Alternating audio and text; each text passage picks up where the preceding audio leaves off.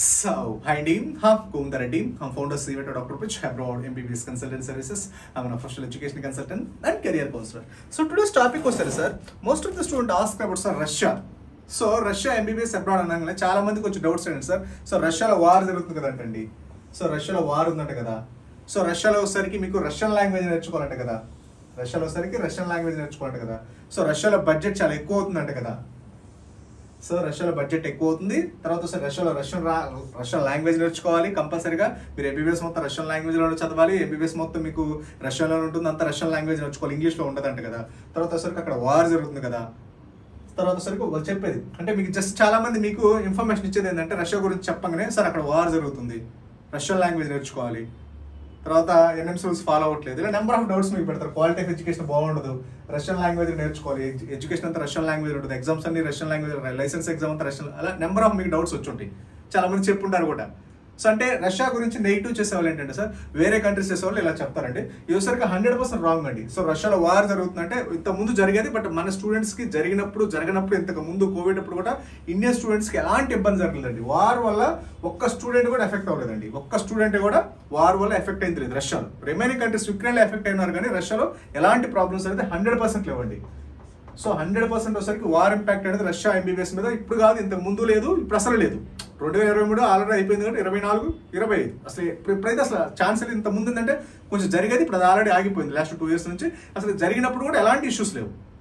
But Russia ఎందుకు నేను ఇంత ముందు కూడా చెప్పా, ఇంటర్నేషనల్ స్టాండర్డైజ్డ్ పారామీటర్స్లో ఒక కంట్రీని ఎలా సెలెక్ట్ చేసుకోవాలనేది. ఒక కంట్రీ సెలెక్ట్ చేసుకున్నప్పుడు కంపల్సరీగా ఒకసారి డెవలప్డ్ కంట్రీ సెలెక్ట్ చేసుకోమని అందుకే చెప్పింది. ఒక developed country, economically strong country అనుకోండి, మీకు ఒక డెవలప్డ్ కంట్రీ సెలెక్ట్ చేసుకుంటే ఏంటి, మనకి ఒక డెవలప్డ్ కంట్రీ అంటేనే మీకు క్వాలిటీ ఆఫ్ ఎడ్యుకేషన్ ఉంటుంది, ఎకనామికల్లీ స్ట్రాంగ్ ఉంటుంది, ఇంటర్నేషనల్ లెవెల్లో మంచి స్టాండర్డ్స్ ఉంటాయి. కాబట్టి అలాంటి పవర్ఫుల్ కంట్రీస్ ఏంటంటే యుద్ధాలు అనేది మోస్ట్లీ జరగవు. అంటే వేరే కంట్రీస్ జరుగుతుంది కానీ వాళ్ళకి ఇంపాక్ట్ అనేది 100% ఉండదు. సో మనం అక్కడ చదువుకునేటప్పుడు ఏంటంటే ఆ డెవలప్డ్ కంట్రీస్ అందుకని చదువుకోమనేది. సో డెవలప్డ్ కంట్రీస్ చదివినప్పుడు మనకి ఎలాంటి ఇంపాక్ట్ అనేది 100% ఉండదు. ఎగ్జాంపుల్ రష్యా అనేది డెవలప్డ్ కంట్రీ, సూపర్ పవర్ అనమాట. కాబట్టి మీకు వార్ అనేది అసలు 100% అనేది లేదు. అసలు ఇంత ముందు ఉన్నప్పుడు కూడా ఎలాంటి ఇష్యూ లేదు, ఇప్పుడు అసలు లేదు. ఓకేనండి. ఇంకో పాయింట్ వచ్చేసరికి రష్యా గురించి మాట్లాడితే రష్యన్ లాంగ్వేజ్ నేర్చుకోవాలంటే కదండి. లేదండి, రష్యన్ లాంగ్వేజ్ అనేది సరే బేసికల్గా మీరు ఏ కంట్రీ వెళ్ళినా, ప్రపంచంలో మీరు ఏ కంట్రీ వెళ్ళినా, మీరు యూఎస్ వెళ్ళినా, యూకే వెళ్ళినా, కెనడా వెళ్ళినా, ఆస్ట్రేలియా వెళ్ళినా, లేదా పక్కన for example B category seat వచ్చింది తమిళనాడు వెళ్ళినా, లేదా ఎయిమ్స్లో సీట్ వచ్చింది ఢిల్లీ వెళ్ళినా, పక్క స్టేట్ మన తెలుగు స్టేట్స్ కాబట్టి పక్క స్టేట్ వెళ్ళినప్పుడు compulsory day to day communication కోసం మనం ఏదైనా గ్రాసరీస్కి వెళ్ళవచ్చు, లేదా ట్రావెలింగ్ అవ్వచ్చు, ట్రాన్స్పోర్టేషన్ అవ్వచ్చు, అక్కడికైనా వెళ్ళడానికి అవ్వచ్చు, ట్రైన్ స్టేషన్కి వెళ్ళడానికి వచ్చి, ఆటోకు, రిక్షా, వీటన్నిటి కూడా ఏంటంటే డే టు డే కమ్యూనికేషన్ కోసం మాత్రం లాంగ్వేజ్ కావాలి. సేమ్ లైక్ దట్ మన తమిళనాడు తమిళ ఎలానో, హిందీ అయితే హిందీ, బెల్ట్కి వెళ్తే హిందీ ఎలానో మన బేసిక్ నాలెడ్జ్ ఎలా ఉండాలి, సేమ్ రష్యాలో కూడా మనం వేరే కంట్రీ వెళ్తున్నాం కాబట్టి కంపల్సరీగా ఒకసారికి రష్యన్ లాంగ్వేజ్ అనేది మన డే టు డే కమ్యూనికేషన్ కోసం. అంతే తప్పితే మీకు రష్యాలో ఎగ్జామ్స్ పెట్టడం, రష్యాలో క్లాసులు చెప్పడం ఇలా ఏమి ఉండదు. మీకు ఎంబీబీఎస్ మొత్తం 100% వచ్చేసరికి ఫుల్లీ ఇంగ్లీష్ మీడియం. సో దాని గురించి మీరు ఎలాంటి ఇష్యూస్, ఎందుకంటే రష్యా ఇస్ ఎన్ఎంసీ రూల్స్. ఇంకో పాయింట్ కూడా ఎన్ఎంసీ రూల్స్ లో క్లియర్ గా చెప్తున్నారు, ఎంబీబీఎస్ మొత్తం 4.5 years ప్లస్ ఇంటర్న్షిప్ మొత్తం ఇంగ్లీష్ మీడియంలో ఉండాలి అని. సో రష్యా ఇస్ 100% ఫాలో అయ్యే ఎన్ఎంసీ రూల్స్ ఫాలో అయ్యే ఒకే ఒక కంట్రీ అండి. Russia is the only the country officially follow the all rules and regulations. మన ఎన్ఎంసీ వాళ్ళు ఎంబీబీఎస్ అబ్రాడ్ వెళ్ళాలంటే ఏ కంట్రీ వెళ్ళాలనుకున్నా అక్కడ కొన్ని రూల్స్ పెట్టారు. ఇంతకుముందు ప్రీవియస్ వీడియోస్ లో డిస్కస్ చేస్తున్నాం. 4.5 years ఎంబీబీఎస్ ఉండాలి, 12 months ఇంటర్న్షిప్ ఉండాలి, రిజిస్ట్రేషన్ నెంబర్ రావాలి, లైసెన్స్ నెంబర్ రావాలి, ఎంబీబీఎస్ మొత్తం ఇంగ్లీష్ మీడియంలో ఉండాలి, duration maximum duration, minimum duration 4.5 years plus internship, 1 year internship, తర్వాత మాక్సిమం డ్యూరేషన్ 10 years దాటకూడదు. ఎంబీబీఎస్ ఎడ్యుకేషన్ సిస్టమ్, ఎడ్యుకేషన్ అంతా, ఇంటర్న్షిప్ అంతా ఒకే యూనివర్సిటీ ఒకే కంట్రీలో చదవాలి, అక్కడి నుంచి లైసెన్స్ తీసుకురావాలి, రిజిస్ట్రేషన్ నెంబర్ ఉండాలి, అది మొత్తం ఫుల్ ఇంగ్లీష్ మీడియం ఉండాలి. ఇలా ఎన్ఎంసీ రూల్స్ అన్ని చెప్పున్నాను. అది ఫాలో అయ్యే ఒకే ఒక కంట్రీ అఫీషియల్ గా మీకు Russia is only the country officially follow the all rules and regulations. ఇక బడ్జెట్ వైజ్ వస్తే సార్ రష్యా అనేది బడ్జెట్ అనేది మీరు ప్రపంచంలో ఏ కంట్రీస్తో ఇంక్లూడింగ్ ఇండియాతో పోల్చుకున్నా, నేపాల్, బంగ్లాదేశ్ ఏ కంట్రీస్తో పోల్చుకున్నా రష్యా అనేది developed country, high quality of education, high standard of education ఇచ్చే రష్యా మీకు ప్రపంచంలో కల్లా లో బడ్జెట్ ఇక్కడ ఒక్క చోట ఉండేది. ప్రపంచంలో ఎంబీబీఎస్ ఎక్కడికైనా వెళ్ళండి, Russia is the only the country very very low budget with high standard of education with high security.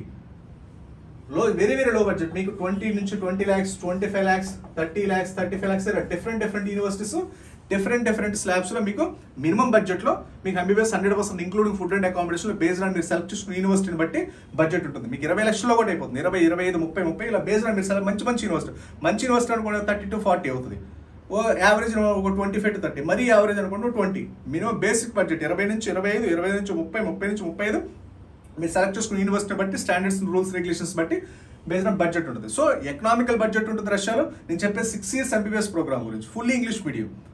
So కాబట్టి తక్కువ budget, high quality of education మీకు రష్యా తప్పితే ప్రపంచంలో ఎక్కడ ఇవ్వదు. 100% రూల్స్ ఫాలో అయ్యకంటే రష్యా మాత్రమే.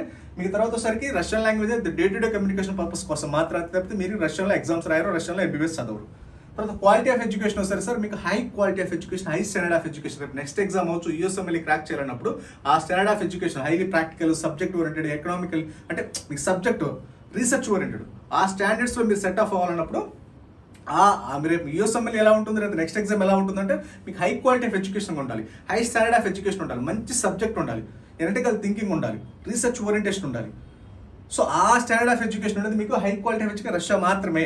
కంపారిటివ్లీ రిమైనింగ్ కంట్రీస్తో పోల్చుకుంటే తక్కువ బడ్జెట్లో మీకు USMLE, UK, Canada, Australia, New Zealand, India లాంటి next exams, international exams crack చేయాలంటే ఆ స్టాండర్డ్ ఆఫ్ మనకి ఈ డెవలప్డ్ కంట్రీస్లో మాత్రం దట్ రష్యాలో మాత్రం మీకు ఆ స్టాండర్డ్ అనేది 100% దొరుకుతుంది తక్కువ బడ్జెట్కి.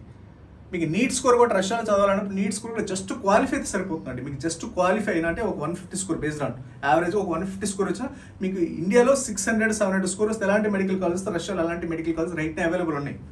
కాబట్టి ఎవరైనా సీట్ రిజర్వ్ చేసుకోవాలన్నప్పుడు ఎలాంటి అసిస్టేషన్ అవసరం లేదు. చాలా మంది మీకు ఏంటంటే రష్యా అనగానే వాళ్ళు రష్యా చేయరు కాబట్టి వియత్నాం, కిర్గిస్తాన్ చేస్తారు కాబట్టి రష్యాలో వార్ ఉందండి, అదండి ఇదండి ఇవన్నీ చెప్తారు.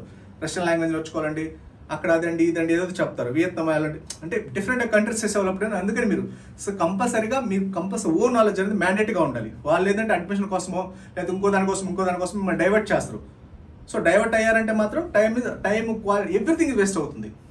జస్ట్ వస్తే ఏదో సంథింగ్ అమౌంట్ కోసం మీకు ఒకసారి నెంబర్ ఆఫ్ చెప్తారు.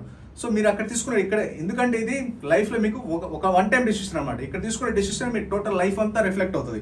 కాబట్టి ఖచ్చితంగా డెసిషన్ మేకింగ్ తీసుకునేటప్పుడు రైట్ టైం రైట్ డెసిషన్ అనేది వెరీ వెరీ ఇంపార్టెంట్. ఇప్పుడు కానీ మీరు ప్రాపర్ డెసిషన్, ప్రాపర్ ఇన్ఫర్మేషన్ మీరు గ్యాదర్ చేయకుండా డెసిషన్ తీసుకున్నారంటే తర్వాత మీరు వెళ్ళాలన్నా మళ్ళీ బ్యాక్ రావడానికి కుదరదు. బడ్జెట్లు, టైములు అంతా వేస్ట్ అయిపోతుంది. కాబట్టి ఇప్పుడు తీసుకున్న డెసిషన్ అనేది వెరీ వెరీ ఇంపార్టెంట్. ఇక్కడ ఏంటంటే స్టెప్పింగ్స్ ఇది సపరేట్ లైఫ్ అనమాట మీకు ఇది. సో ఇక్కడ తీసుకునే ఇది ప్రొఫెషనల్ లైఫ్ కాబట్టి ఇక్కడ తీసుకునే డెసిషన్ మీకు టోటల్ మీ యొక్క లైఫ్ అంతా రిఫ్లెక్ట్ అవుతుంది. కాబట్టి డెసిషన్ తీసుకునే ముందు చాలా చాలా జాగ్రత్తగా అసలు మొత్తం 100% అనాలిసిస్ చేసి తీసుకోండి. ఏ యూనివర్సిటీ అవ్వచ్చు, ఏ కంట్రీ అవ్వచ్చు. ఓకేనండి. సో రష్యా అనేది నో డౌట్ అండి 100% బెస్ట్ కంట్రీ. మీ బడ్జెట్లో మీకు ఎంత బడ్జెట్ ఉంటే అంత బడ్జెట్లో రష్యాలో ఈ మంచి యూనివర్సిటీస్ అవైలబుల్ ఉంటాయి. మీకు ఏదైనా డౌట్స్ ఉన్నా, క్వరీస్ ఉన్నా, you just contact on below WhatsApp numbers. Okay, thank you very much.